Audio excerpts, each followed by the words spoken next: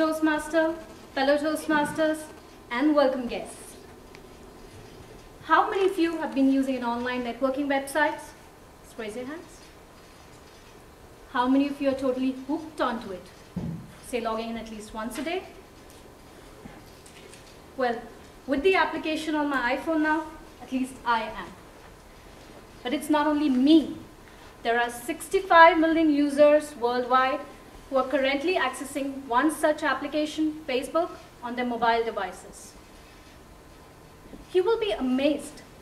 Facebook alone boasts a membership of 350 million users worldwide. That's just a little more than the population of America. And almost 50% log in every single day. This site is not only limited to USA. In fact, 70% of its members are from outside the USA. That's a Facebook country in itself.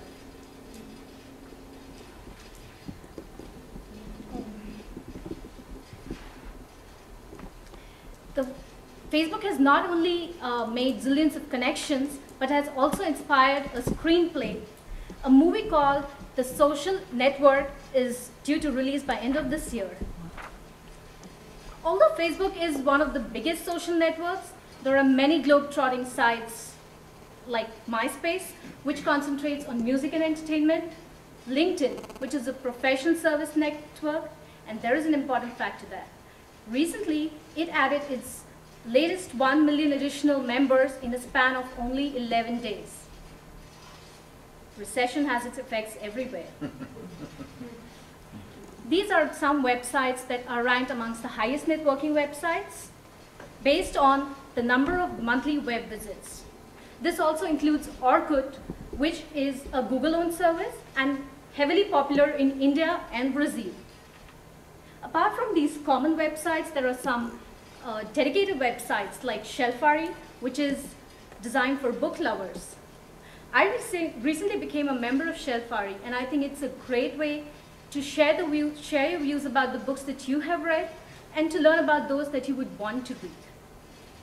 Interestingly, there is also a parent social networking website called Gurgle, which was started in UK, where the parents can talk about giving birth, parenting. I mean, isn't that amazing? Well, I think most of you might already be using one of these websites, but it would be good to learn a little more about them. So what is a social networking service? A social network service focuses on building social networks and reflecting relations among those who share common interests and activities. It essentially involves the representation of a user called profile, his or her social links, and various additional services. So what else does it have to offer? It helps in photo and video sharing, chat rooms, communities based on common interest, classified and personal ads, some intellectual and some non-intellectual discussions, and of course, social interaction. If one person knows how to use them correctly, they can be highly beneficial. Say, for existing businesses, they can use it for brand awareness, as an online reputation management tool, for recruiting.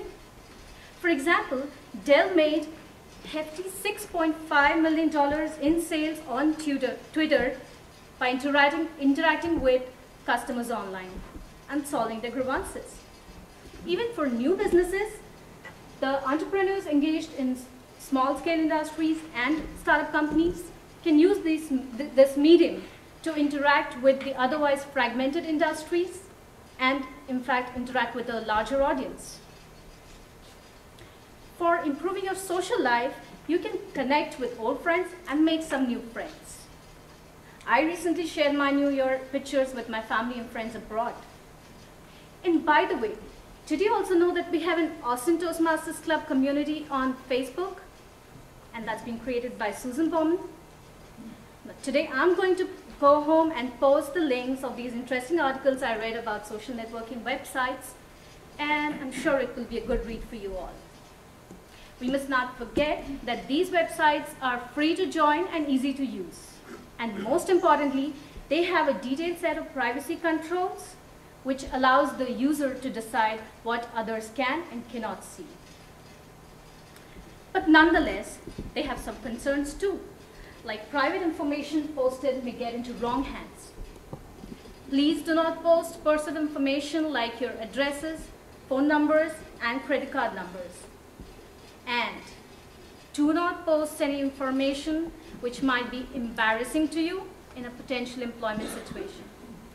Yes, indeed, I have heard of situations when people have been denied work because of certain information found online. Other than that, they can serve as unfortunately, they can serve as a platform for terrorist activities too. Having said all, have you ever thought, where were all these networking websites 10 years ago? Nowhere. Can you imagine where will these be in the next 5 years? Will you be still using them if you had to pay for them? Maybe or maybe not. I personally think that they will become ubiquitous. I can even think of a Facebook or a Twitter IPO. And I'm sure there'll be a lot more websites to talk about. After all, relationships matter.